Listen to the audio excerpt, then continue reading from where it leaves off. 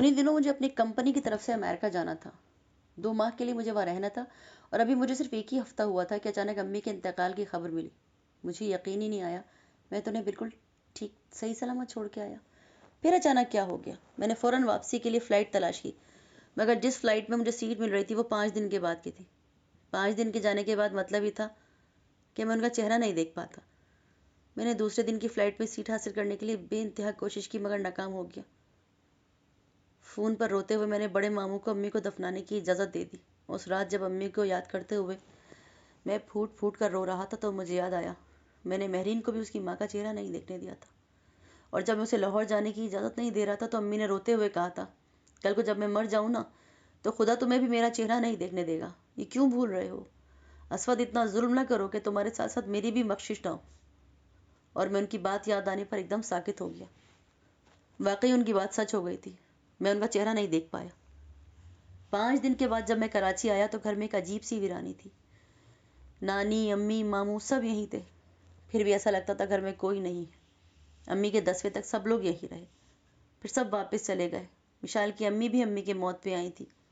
انہوں نے مجھ سے تعزیت بھی کی اور دلاسا بھی دیا، لیکن مہرین سے انہوں نے کوئی بات نہیں کی. پھر جتنے دن وہ یہاں رہیں مہرین اور وہ دونوں ایک دوسرے کو نظر انداز کرتی رہیں. مگر اکبر ماموں مہرین کے ساتھ نارمل طریقے سے ملے اور انہیں تو ایسا لگا جیسے ماضی بھول ہی چکا تھا، ورنہ وہ مہرین سے ایسے کیسے مل سکتے تھے. 10ویں کے بعد ایک دن امی کے کمرے میں گیا تو میں نے امی کی الماری کھولی. وہاں رکھے ہوئے کاغذات دیکھے. اس میں لاہور کے گھر، زمینوں کے کاغذات. ان سب کاغذات کو دیکھ کے میں ٹھٹک گیا. انہوں نے وہ گھر اور زمینیں مہرین کے نام کر دی تھی. اپنا ایک اکاؤنٹ بھی انہوں نے اس کے نام ٹرانسفر کر دیا تھا اور لاہور میں موجود پلاٹ انہوں نے میرے نام کیے تھے. باقی سارے اکاؤنٹ اور لاکر بھی میرے نام تھے. میں خاموشی سے کاغذات دیکھتا رہا. پھر میرے ہاتھ ایک لفافہ آیا. میں نے اسے کھول لیا. وہ خط میرے ہی نام تھا. میں بھیگی آنکھوں سے اسے پڑھنے لگا. میرے پیارے بیٹے اسود علی، یہ خط تمہیں جب ملے گا میں زندہ نہیں ہوں گی. پچھلے کچھ عرصے سے مجھے لگ رہا ہے جیسے اب میری زندگی کے دن بہت تھوڑے رہ گئے. دل میں آیا پتہ نہیں آخری وقت تم سے بات بھی کر پاؤں گا یا نہیں، اس لیے سوچا تمہارے نام ایک خط لکھ دوں. شاید جو بات میری زبان نہیں سمجھا سکی میری تحریر تمہیں سمجھا دے. مجھے اب موت سے خوف نہیں آتا، بلکہ اس کا تصور کر کے عجیب سکون ملتا ہے. جو زندگی میں گزار رہی ہوں اس سے بہتر موت ہے. زندہ رہ کر مجھے کیا دیکھنا ہے؟ مہرین کو جس کی زندگی میں نے تباہ کر دی، یا تم کو جو خود اپنی زندگی تباہ کر رہے ہو؟ اسود تم تو اہل ظرف تھے، بڑے اعلیٰ ظرف تھے، بڑے دل کے مالک تھے. تم تو لوگوں کو معاف کر دیا کرتے تھے. پر اب تمہیں کیا ہو گیا ہے؟ میں نے تو تمہیں بدلہ لینا کبھی سکھایا ہی نہیں. تو کہاں سے سیکھ گئے یہ سب تم؟ یہ بغض، یہ تنگ دلی، یہ بدلہ لینے کا جذبہ، یہ سب تم میں کہاں سے آ گیا؟ یہ میری تربیت تو نہیں تھی. جانتی ہوں میں نے تمہیں بہت تکلیف پہنچائی، یہ میری ضد کا نتیجہ ہے.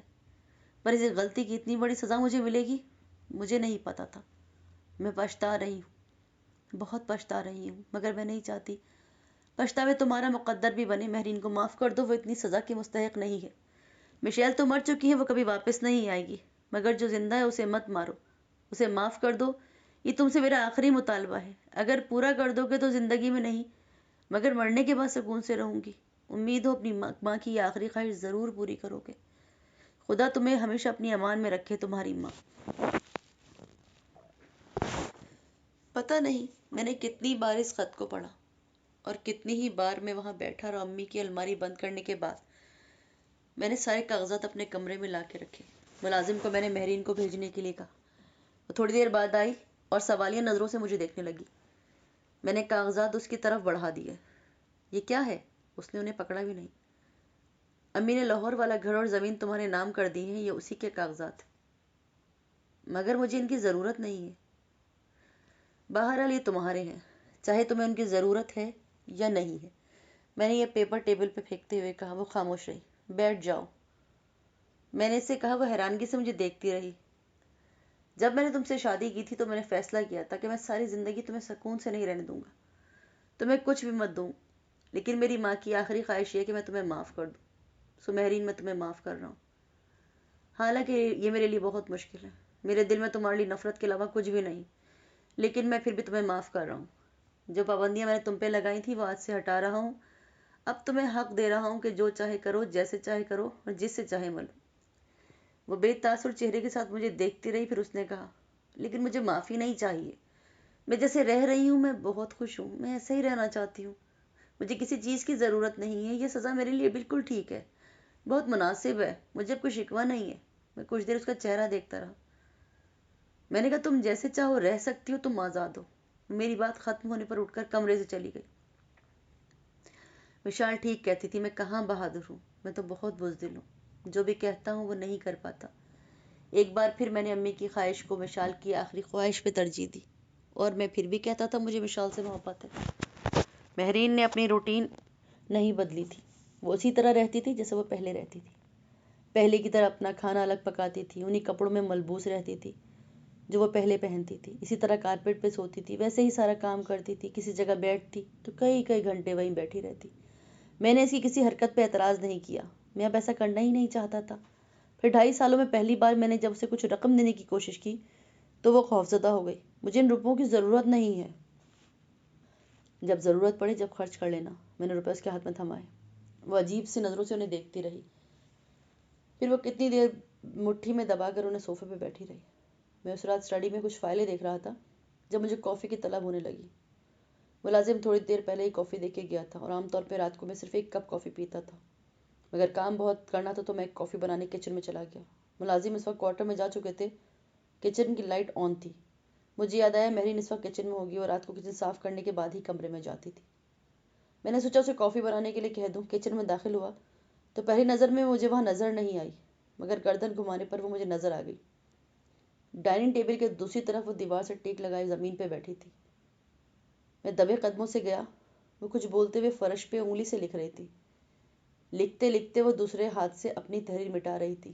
کبھی وہ لکھتے لکھتے اپنی دائیں جانب دیکھ کر یوں بات کرتی جیسے اس کے پاس کوئی بیٹھا ہو، پھر بات کرتے کرتے مسکرائی اور کھلکھلا کے ہنس پڑی۔ مجھے اس کی باتیں سمجھ نہیں آ رہی تھی، وہ کیا کہہ رہی ہے۔ وہ مدھم آواز میں بات کر رہی تھی۔ میں بہت دیر تک وہیں کھڑا رہا، مجھے اسے احساس ہی نہیں ہوا کہ میں اس کے پاس کھڑا ہوں۔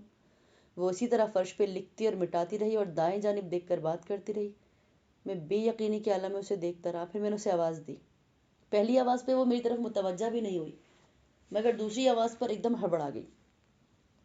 اس نے نظر اٹھا کر مجھے دیکھا اور پھر فخر چہرے کے ساتھ کھڑی ہو گئی۔ مجھے فوری طور پہ سمجھ بھی نہیں آیا میں اسے کیا کہوں یا اسے کیا پوچھوں۔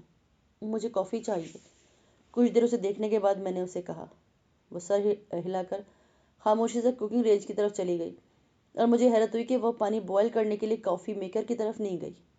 میں وہیں کھڑا بازو لپیٹوں سے دیکھتا رہا۔ وہ کچھ دیر بعد معنی خیز انداز میں کوکنگ رینج کو آن آف کرتی رہی، پھر مجھے مڑ کے دیکھی۔ اس کی آنکھوں میں دہشت تھی۔ مجھے کافی چاہیے، اس بار میں نے بلند آواز میں کہا۔ اب وہ سر ہلا کر کافی میکر کی طرف ہی گئی، اسے نکال کے سوئچ بورڈ کے پاس گئی، پھر جیسے کچھ یاد کرنے کی کوشش کر رہی تھی اسے کیا کرنا ہے۔ پھر وہ سنک کے پاس لگے فلٹر سے پانی لینے کے بجائے فریج کے پاس گئی۔ وہاں سے اس نے پانی کی بوتل نکالی، پھر بوتل سے کافی میکر میں پانی ڈالا، کافی میکر کو پانی سے بھری دیا، پھر اس نے کافی کا جار اور ایک کپ لا کے ڈائننگ پہ رکھا، مگر اس نے کافی میکر کو آن نہیں کیا اور اس کے پاس کھڑی رہی۔ مہرین، تم نے کافی میکر کا سوئچ آن نہیں کیا؟ اس نے میری ہدایت پہ فوراً سوئچ بورڈ پہ سوئچ آن کر دیا، یہ دیکھے بغیر کہ اس نے کافی میکر کا پلگ بھی ساکٹ میں نہیں لگایا تھا۔ رہنے دو، مجھے کافی نہیں چاہیے، میں اسے کہہ کر کچن سے واپس آ گیا۔ وہ غائب دماغی کی حالت میں تھی اور میں نے اسے پہلی بار دیکھا۔ اسٹڈی میں آ کر میں کافی دیر تک پریشانی کے عالم میں بیٹھا رہا۔ میری سمجھ میں نہیں آ رہا تھا کہ میں کیا کروں۔ میرے ذہن سے فائلیں نکل گئی تھیں۔ کافی دیر تک اسٹڈی میں بیٹھنے کے بعد جب میں اپنے کمرے میں آیا تو وہ سو چکی تھی۔ میں بھی خاموشی سے بیڈ پر لیٹ کر سونے کی کوشش کرنے لگا۔ صبح وہ بالکل نارمل تھی۔ میں اس کی ہر حرکت کو غور سے دیکھ رہا تھا، مگر اس کے کام میں رات والی غائب دماغی نہیں تھی۔ میں مطمئن ہو کے چلا گیا کہ شاید وہ ایک وقتی کیفیت تھی۔ میں نے خود کو تسلی دی، مگر وہ وقتی کیفیت نہیں تھی۔ وہ جب اکیلی ہوتی وہ خود سے باتیں کرنا شروع ہو جاتی، خاموش بیٹھتی تو کئی کئی گھنٹے ایک ہی چیز پہ نظر جمائے بیٹھی رہتی، پھر ایک دم اسے چیزیں بھولنے لگی۔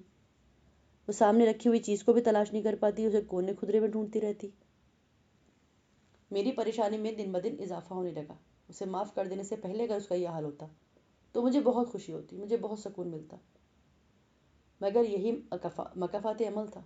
پر اس حالت میں دیکھ کر مجھے اسے خوشی نہیں ہوئی۔ اب میں اسے مصروف رکھنے کے لیے کسی نہ کسی بہانے سے مخاطب کرتا تاکہ اس کا ذہن مصروف رہے۔